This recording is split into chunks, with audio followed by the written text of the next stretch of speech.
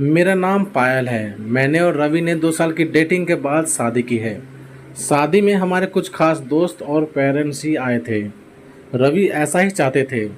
वो चाहते थे कि शादी शॉर्ट और सिंपल ही रहे। हम लोग यहाँ बड़े शहर में काम करते हैं। रवि के माता पिता गांव में ही रहते हैं।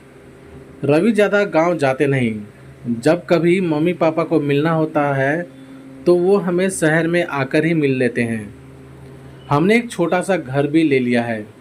शादी के चलते मैंने अभी नौकरी छोड़ रखी है। हमारा घर रोड के साइड में ही है। खिड़कियों से रोड दिखाई देती है। हमारे किचन की खिड़की से भी रोड दिखाई देती है। रवि का ऑफिस का टाइम सुबह 9 बजे का है।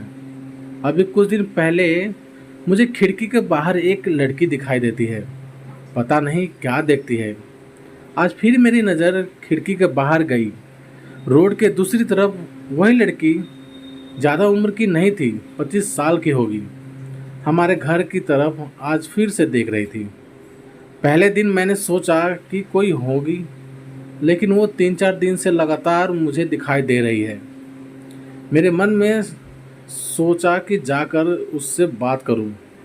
शायद किसी और का घर समझकर हमारे घर की ओर देखती रहती होगी। सुबह रवि सोए हुए थे। वो फिर वही दूर खड़ी दिखाई दी। इस बार मैं बाहर गई। मुझे अपनी ओर आता देख वो घबरा गई। मैंने उससे पूछा, क्यों, आपको क्या परेशानी है? आप किसे ढूंढ रही हैं? वो घबराई हुई बोली, रवि यहीं रहता है। मैंने बोला, हाँ। आप कैसे जानती हैं? वो इतना सुनकर घबरा कर चली गई। मैंने पीछे से उसे आवाज़ दी, पर उसने सुना नहीं। मैं अपने घर में वापस आ गई। मेरे आने पर रवि उठ गए थे।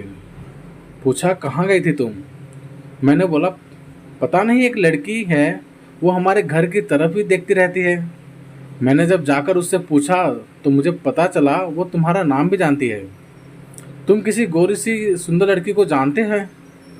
रवि ये सुनकर भड़क गए। बोले, पागल हो गई हो क्या?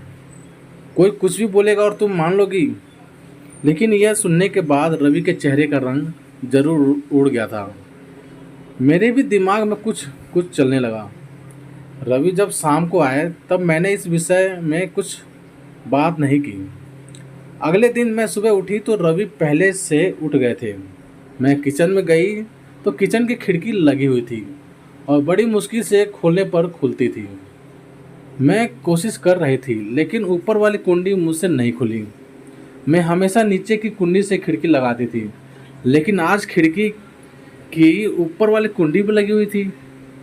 मैंने कैसे भी कुंडी खोली और खिड़की खोली तो मैं देखकर हैरान रह गई। रवि उस लड़की से वहां जाकर बात कर रहे थे। वो उस पर चिल्ला रहे थे और गुस्सा हो रहे थे। लड़की रो रही थी और रवि ने उसे उंगली दिखाकर जाने को कहा। यह सब देखकर मैंने खिड़की बंद कर दी, ताकि रवि को लगे नहीं कि मैंने उसे ये करते देखा है। रवि फिर घर में आ गया। मैंने ऐसे जताया जैसे कि मैंने कुछ देखा ही नहीं। अब मुझे ना जाने कैसे कैसे ख्याल आने लगे। रवि मुझसे क्या छिपा रहा है? मैंने रवि से शादी करके कोई गलती तो नहीं की? आखिर वो लड़की कौन है और रवि उस पर इतना गुस्सा क्यों हो रहे थे? रवि के जाने के बाद मैंने रवि के सारे दोस्तों को, जिन्हें मैं भी जानती थी, उन्हें फ़ोन किया, लेकिन किसी को भी उस लड़की के बारे में नहीं पता था। मेरी समझ में नहीं आ रहा था कि क्या हो रहा है। रवि से पूछना चाहती थी, लेकिन मुझे पता था कि वो झूठ ही बोलेगा। उसके बाद मैंने उस लड़की को घर के आसपास नहीं देखा। ये सब सोचते सोचते मेरी तबीयत बिगड़ने लगी। रवि मुझे बोलता था कि क्या हुआ, अपना ख्याल रखो, डॉक्टर के पास जाओ, लेकिन अब मुझे उसकी बातें बिल्कुल अच्छी नहीं लग रही थी। एक दिन जब मेरी हालत ज़्यादा खराब हुई तो मैं ऑटो लेकर पास के बड़े अस्पताल गई। डॉक्टर से अपनी दवाई लेने के बाद मैं अस्पताल के पार्क में बैठी थी। अस्पताल में मुझे वो लड़की फिर दिखाई दी। उसे देखते ही जैसे मेरी बीमारी पता नहीं कहाँ भाग गई। मैं उसके पास तेज चलकर गई और उसका हाथ पकड़ लिया और उससे बोला, तूने मेरी ज़िंदगी में उथल पुथल मचा दिया है। बोल उस दिन क्या बात कर रहा था रवि तुझसे? क्या रिश्ता है तेरा मेरे पति से? फिर उसने मुझे जो बताया सुनकर मुझे लगा कि मेरा पति ऐसा है। उसने इतनी बड़ी बात मुझसे छिपाई। शाम को रवि जब आए तब उस लड़की को अपने घर में देखकर चौंक गए। मैं भी उसके पास ही बैठी थी। रवि उसकी तरफ देखकर बोले कि अच्छा तो तूने इसे सब बता दिया, मना किया था दूर रहने को मेरे फैमिली से। मैंने बोला रवि शर्म करो, तुम इतने कठोर कैसे हो सकते हो? अपनी सगी बहन की मदद नहीं कर रहे हो। वो लड़की संजना थी, रवि की सगी बहन। उसने अपने पसंद के लड़के से शादी कर ली थी, इसलिए रवि और उसके परिवार ने उससे सारे रिश्ते रिश्ते नाते तोड़ दिए थे। रवि ने कहा कि मेरी कोई बहन नहीं है। मैंने कहा इसका पति अस्पताल में है, इसे रुपयों की ज़रूरत है। बहन नहीं तो इंसानियत के नाते ही तुम्हें इसकी मदद करनी चाहिए थी। और अपनी पसंद की लड़की से शादी तो तुमने भी की, फिर जो नियम इसके लिए है तुम्हारे लिए क्यों नहीं है? मुझे पता होता तुम ऐसी सोच वाले हो तो मैं तुमसे कभी शादी नहीं करती। जिसको बहन के आंसू नहीं पिघला सके उस आदमी के सीने में दिल नहीं हो सकता। इतना कहकर मैंने अंदर से अपने सारे गहने लिए और संजना के साथ जाने लगी। हमें जाते देख रवि फूट फूट कर रोने लगा। संजना भी उन्हें देख रोने लगी।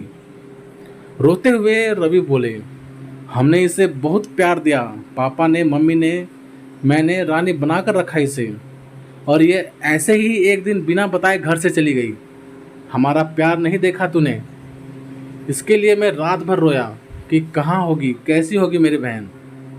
तब इसे भाई और पापा की याद नहीं आई।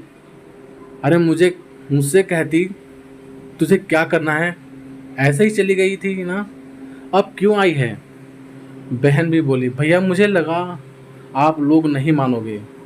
उन दोनों भाई बहन को रोते देख मेरी आंखें भी भर आई, पर आंसू के साथ जैसे सारे गिले शिकवे खत्म हो गए। वो खुद अस्पताल गए संजना के साथ। मम्मी पापा को भी बुलाया। दोनों ने बेटी को बड़े प्यार से गले लगा लिया। अब अस्पताल में संजना के पति की हालत बहुत अच्छी है। डॉक्टर ने कहा है कि जल्दी ही डिस्चार्ज हो जाएंगे। रवि की आंखों में मुझे एक अलग सा सुकून अब देखने को मिल रहा था। रवि ने संजना को कहा, अब कुछ करेगी तो माफ़ नहीं करूँगा। हमेशा मेरी प्यारी बहन बन के रहना, जो भी हो मुझे ज़रूर बताना। जिंदगी बहुत छोटी है, आपके अहंकार में इतना सुकून नहीं है जितना कि माफ़ कर देने में है। एक बार करके देखिए, ज़िंदगी ही संवर जाएगी। तो प्यारे दोस्तों, आप सभी का इस बारे में क्या राय है, प्लीज़ कमेंट करके हमें ज़रूर बताना। यदि ये कहानी आप सभी को पसंद आई हो तो लाइक करना, शेयर करना, और हाँ, यदि चैनल पर नए हो तो प्लीज़ चैनल को सब्सक्राइब भी ज़रूर कर देना। तो चलिए दोस्तों, मिलते हैं आप सभी से एक और नई कहानी के साथ। तब तक के लिए जय हिंद, वंदे मातरम।